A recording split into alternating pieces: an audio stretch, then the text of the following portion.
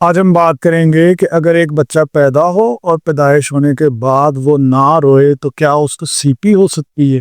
CP basically इसको हम कहते हैं सेरिब्रल पाल्सी। सेरिब्रल का मतलब होता है ब्रेन, पाल्सी का मतलब होता है पैरालिसिस। तो क्या ऐसा हो सकता है कि बच्चा पैदा हो और उसके बाद ना रोए तो उसको सीपी हो जाएगी।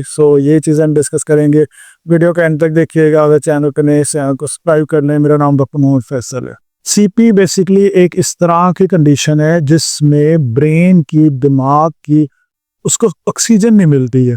थोड़ी सी देर के लिए हमारे ब्रेन को थोड़ी सी देर के लिए भी ऑक्सीजन ना मिले ना, हमारे ब्रेन की खुराक है ऑक्सीजन। अगर ये नॉर्मल, आप सीपी वाले बच्चों को साइड पे कर दें, अगर एक नॉर्मल बंदा है उसको भी अगर थोड़ी सी देर के लिए ऑक्सीजन ना मिले तो उसे पैरालिसिस हो जाएगा। ये जो स्ट्रोक होता है ना, जो फालिज होता है बड़े लोगों के अंदर यानी अडल्ट्स के अंदर, तो ये भी बेसिकली सीपी का ही मैकेनिज्म। बच्चों का जो फालिज होता है उसको हम सीपी कहते हैं, जो बड़ों का जो फालिज है उसको हम स्ट्रोक कहते हैं, सेरिब्रोवास्कुलर एक्सीडेंट कहते हैं। तो हमारे दिमाग की खुराक होती है ऑक्सीजन।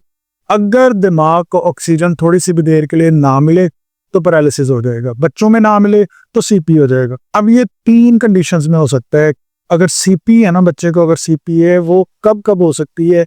डिलीवरी से पहले माँ के पेट के अंदर कोई ऐसी कोई कंडीशन होगी कि मदर को कोई इन्फेक्शन है, कोई चोट लग गई, उसे स्ट्रेस है, उसकी खुराक अपनी ठीक नहीं है, तो बच्चे के ब्रेन में ऑक्सीजन ना जाए तो प्रेगनेंसी से यानी प्रेगनेंसी के दौरान यानी डिलीवरी से पहले सीपी के साइंस यानी सीपी का जो प्रॉब्लम है वो स्टार्ट हो सकता है, यानी कि अब डिलीवरी से पहले। दूसरा, डिलीवरी के टाइम में अगर कोई इंजरी हो जाए, कोई ब्रेन के ऊपर कोई चीज़, कोई औजार वगैरह लग जाए, या ड्यूरिंग डिलीवरी जो है ना वो गर्दन वगैरह फंस जाए, या ड्यूरिंग सी सेक्शन कोई प्रॉब्लम हो जाए, तो ड्यूरिंग डिलीवरी भी हो सकता है कि ब्रेन को थोड़ी सी देर के लिए ऑक्सीजन नहीं गई। ठीक है। नंबर 3 ये है कि आफ्टर, जब डिलीवरी हो जाए, डिलीवरी होने के बाद अगर ब्रेन को ऑक्सीजन ना मिले तो भी सीपी हो सकती है।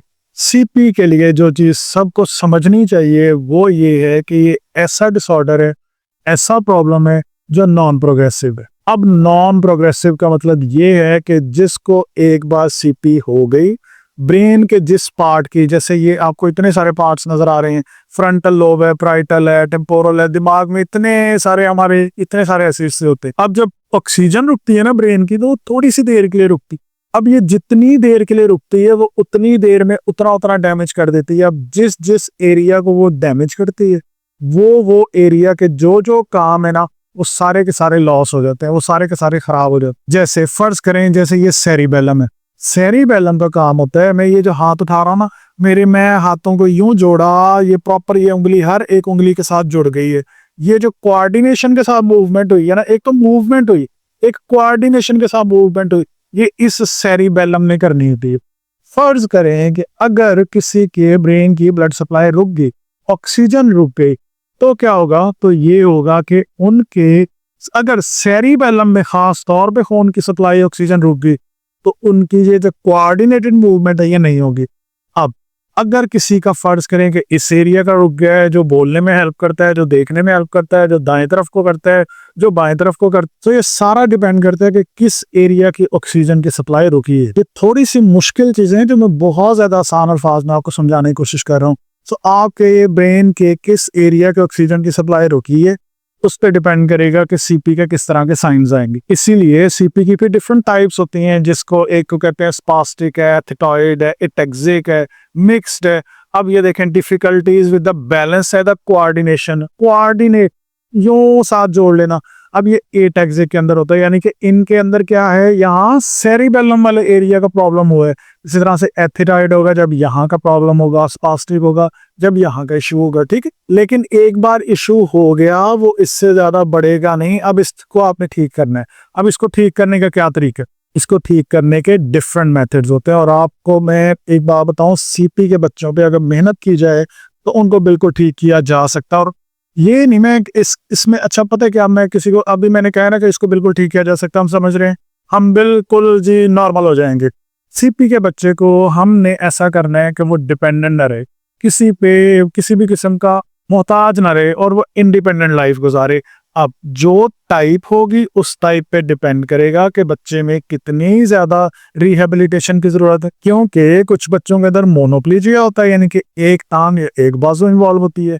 कुछ में ये यानी कि दोनों इकट्ठी एक ही साइड इन्वॉल्व है, जैसे हम हेमिप्लीजिया कहते हैं, कुछ में डाइप्लीजिया, कुछ में ट्राइप्लीजिया, कुछ में क्वाड्रिप्लीजिया, ये डिफरेंट टाइप्स होती हैं। अब फर्ज करें कि अगर किसी बच्चे की टांग जस्ट इन्वॉल्व है, इसका मतलब टांग को सप्लाई करने वाला दिमाग का जो हिस्सा है, उस हिस्से की खून की सप्लाई रुकी है, उस हिस्से में ऑक्सीजन नहीं जा सकी।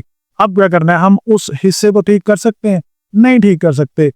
वो जो ब्रेन का वो वाला जो हिस्सा है ना, उसको हम ठीक नहीं कर सकते, लेकिन जो टांग है ना, जो टांग है, इसको हम ठीक कर सकते हैं। कैसे?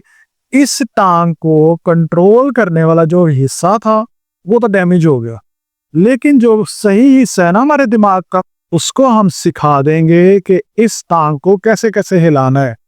इसके लिए आपने प्रॉपर रिहेबिलिटेशन करानी है, प्रॉपर फिजिकल थेरेपी करानी है। अब यहाँ पे सवाल आता है कि कुछ लोग ऐसे इलाकों में रहते हैं जहाँ पे थेरेपी नहीं होती, तो फिर क्या करना चाहिए? उसका तरीका ये है कि मैंने एक बड़ी डिटेल में वीडियो बनाई थी कि बच्चों का दिमागी फालज या सीपीए क्या होता है, इसका इलाज कैसे करना है, इसकी थेरेपी कैसे होगी, सब कुछ डिटेल में, कि ये वॉकर कैसे यूज करने हैं बच्चों के लिए, आपने सीपी स्टैंड कैसे बनाने हैं। इस पर पूरी मैंने आधे घंटे की एक डिटेल वीडियो बनाई है, उसके लिंक्स मैं नीचे डिस्क्रिप्शन में भी दे दूंगा, वीडियो के एंड पे भी दे दूंगा, तो आप वो लाजमी देखिएगा। ये बड़ी मेहनत से बनाई हुई वीडियो है। और अगर आप किसी ऐसे शख्स को जानते हैं जिनके पास सीपी का बच्चा है, उनसे लाजमी ये वीडियो शेयर कीजिएगा। अगर कोई भी सवाल हो, आप नीचे कमेंट्स में पूछ सकते हैं। मुल्तान से हैं, मुल्तान के नज़दीक किसी शहर से हैं, आप मेरे क्लिनिक पे आ सकते हैं। और अगर आप किसी और शहर से हैं तो आप व्हाट्सएप पर रब्ता करके मेरे साथ डायरेक्टली वीडियो कंसल्टेशन कर सकते हैं। सो आई होप सो कि आप लोगों को समझ आ गई होगी कि अगर पैदाइश के बाद बच्चा ना रोए तो क्या उसे सीपी हो सकती है? नहीं। मेन चीज़ है ब्रेन की तरफ ऑक्सीजन रुकी या नहीं रुकी, चाहे वो बच्चा पैदा होने के बाद रोया या नहीं रोया। अच्छा, उसको रुलाने की वजह ये होती है कि उसकी रगें खुले, खून की सप्लाई ब्रेन की तरफ जाए। ऐसा भी हो सकता है कि कुछ बच्चे नहीं रोते लेकिन उनको सीपी नहीं होती। ऐसा भी होता है कि कुछ बच्चे जो रो भी लें, यानी कि जैसे पैदा हुए वो रोए भी हैं, फिर भी उनको सीपी हो जाती है। क्यों? क्योंकि जो बेसिक रीजन और बेसिक जड़ ये है कि ब्रेन की तरफ, दिमाग की तरफ खून की सप्लाई गई थी या नहीं गई थी, ये सबसे ज्यादा इंपॉर्टेंट। अब वो चीज आपको ड्यूरिंग प्रेगनेंसी भी हो सकती है, डिलीवरी के टाइम भी हो सकती है, और आफ्टर डिलीवरी भी हो सकती है। वैसे तो मैंने सारा कुछ इस एक वीडियो में कवर किया है, ये जो मैं आपके साथ अभी शेयर कर रहा हूँ, इस वीडियो को आप लोग लाजमी देख लीजिएगा। लेकिन जो एक चीज इंपॉर्टेंट है वो ये समझने की है कि जो पेरेंट्स होते हैं उनको तो पहले 2-3 महीने पता ही नहीं चलता कि सीपी का बच्चा है, हमारे बच्चे पे सीपी है या नहीं। उसकी वजह ये होती है कि जब बच्चा पैदा होता है ना, तो जब 3-1 महीने गुजरते हैं और जब गर्दन पकड़ने का टाइम आता है तो वो गर्दन ही नहीं पकड़ रहा होता। इनको कहते हैं माइलस्टोन्स। बैठने का जो है वो तकरीबन 5-6 महीने तक आ जाता है, खड़े होने का डिफरेंट टाइम है, चलने का डिफरेंट टाइम है।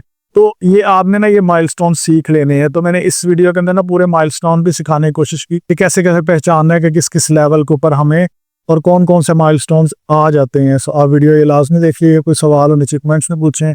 Thank you so much for watching this video. Please subscribe this YouTube channel.